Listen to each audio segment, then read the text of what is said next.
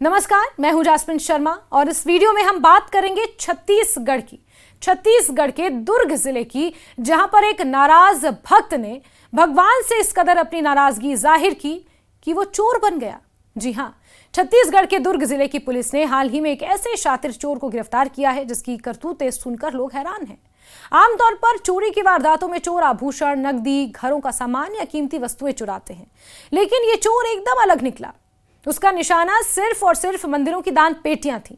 आरोपी का नाम है यशवंत उपाध्याय और उसकी गिरफ्तारी ने न केवल पुलिस बल्कि आम नागरिकों को भी चौंका दिया है, क्योंकि चोरी से जुड़े उसके तौर तरीके और मानसिकता किसी फिल्मी कहानी से कम नहीं है।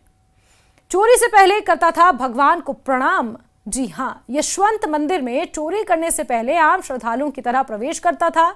सबसे पहले मंदिर की दहलीज पर माथा टेकता और फिर जोर से जय भगवान बोलता था, मानो पूजा करने आया हो। इसके बाद वो लोगों के बीच सामान्य ढंग से व्यवहार करता और मौका देखकर दान पेटी का ताला तोड़कर रुपए निकाल लेता। यही नहीं, चोरी की रकम लेकर बाहर निकलते समय वो फिर से हाथ जोड़कर भगवान को प्रणाम करता और शांति से बाहर निकल जाता। इस पूरे घटनाक्रम में उसकी कोशिश यही रहती कि कोई उसे संदेह की नजर से ना देखे। दुर्ग के सीएसपी सत्यप्रकाश तिवारी ने यह बताया कि आरोपी एक गंभीर बीमारी से जूझ रहा था। निजी समस्या और अस्वस्थ संबंधी कठिनाइयों के चलते उसके भीतर गहरी हताशा पनप गई थी। यही वजह रही कि उसने भगवान से ही नाराजगी मोल ले ली और तय कर लिया कि चोरी सिर्फ मंदिरों में ही करूंगा, यानी कि अपनी बीमारी के लिए भगवान से बदला लेना शुरू कर दिया।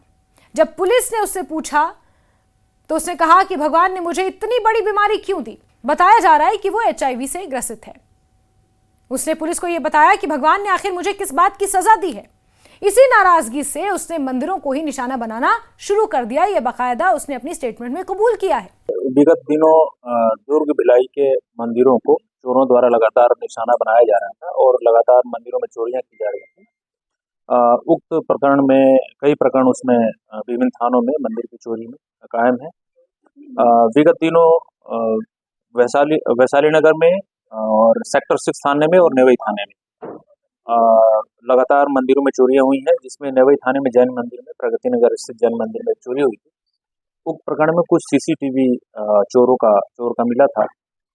उक्त CCTV और त्रिनयन नेप के आधार पर दुर्ग पुलिस के द्वारा एक चोर को पकड़ने में महत्वपूर्ण सफलता हासिल हुई है और दुर्ग भिलाई के मंदिरों में चोरी के लगभग 10 मामलों का उद्भेदन हुआ है। जो चोर था उसमें महत्वपूर्ण बात यह है कि चोर यशवंत उपाध्याय और राजू, जो वैशाली नगर क्षेत्र का निवासी है, वो अकेले ही चोरी करता था।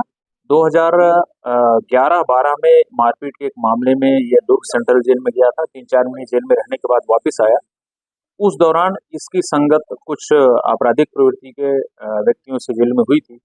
उसके बाद से विगत लगभग 12 सालों से लगातार मंदिरों को यह निशाना बनाता था और महत्वपूर्ण बात यह है कि ये मंदिरों में सिर्फ दान पेटी को तोड़ करके केवल कैश चोरी करता था। मंदिर में जो भी ऑर्नामेंट्स या ज्वेलरी रहते थे सोना चांदी के, उसका चोरी उसका ये नहीं करता था, उसको ऐसे ही छोड़ देता था। अभी जो 10 प्रकरण का उद्भेदन हुआ है उसमें इसके पास से 1282 रुपये लगभग कैश और घटना में जो प्रयुक्त जुपिटर स्कूटी है उसकी जब्ती की गई है। इसमें प्रकरण के उद्भेदन में जो त्रिनयन नेप है उसका महत्वपूर्ण भूमिका रहा। पुलिस को लंबे समय से मंदिरों से दान पेटियां चोरी होने की शिकायतें मिल रही थी दुर्ग में। कई मामलों में नकदी तो चुरा ली जाती थी, मगर मंदिर का बाकी सामान जस तस रहता था। जब ऐसे एक जैसे कई मामले सामने आए तो पुलिस ने बारीकी से जांच शुरू की। त्रिनयन ऐप, जगह जगह लगे CCTV कैमरे और जनता की सूचनाओं ने बड़ी मदद की। आखिरकार पुलिस ने यशवंत उपाध्याय को धर दबोचा। उसके पास से पुलिस ने 1282 रुपए के सिक्के बरामद किए, जो उसने हाल ही में दान पेटियों से निकाले थे। इसके अलावा उसके इस्तेमाल में लाई जा रही जुपिटर स्कूटर भी जब्त कर लिया गया है। यशवंत का अपराध से पुराना नाता है। पुलिस रिकॉर्ड के मुताबिक साल 2011-12 में वो मारपीट के एक मामले में जेल जा चुका है। वहीं जेल में उसकी मुलाकात अन्य अपराधियों से हुई और धीरे धीरे उसका झुकाव अपराध की ओर बढ़ चला। जेल से बाहर आने के बाद उसने पूरी तरह चोरी की राह पकड़ ली, लेकिन उसकी चोरी का तरीका बाकी अपराधियों से बिल्कुल अलग था। आमतौर पर चोर घर, दुकानों या सुनसान जगहों को टारगेट करते हैं, वहीं यशवंत ने सिर्फ मंदिरों को अपना निशाना बनाया।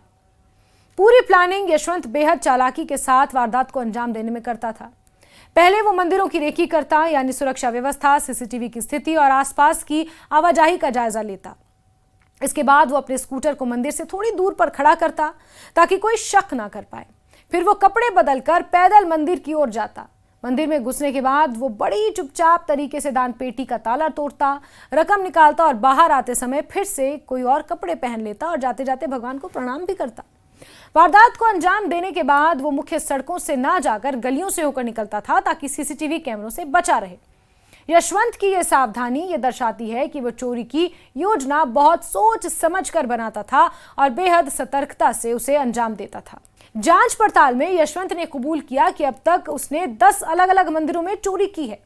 इनमें थाना नेवई, सुपेला, पद्मनाभपुर, भिलाई नगर और भिलाई भट्टी क्षेत्र के मंदिर शामिल हैं। ये तमाम छत्तीसगढ़ के इलाके हैं, छत्तीसगढ़ के दुर्ग के। हर वारदात में उसने सिर्फ दान पेटी में रखे पैसे ही निकाले और बाकी सामान को हाथ तक नहीं लगाया।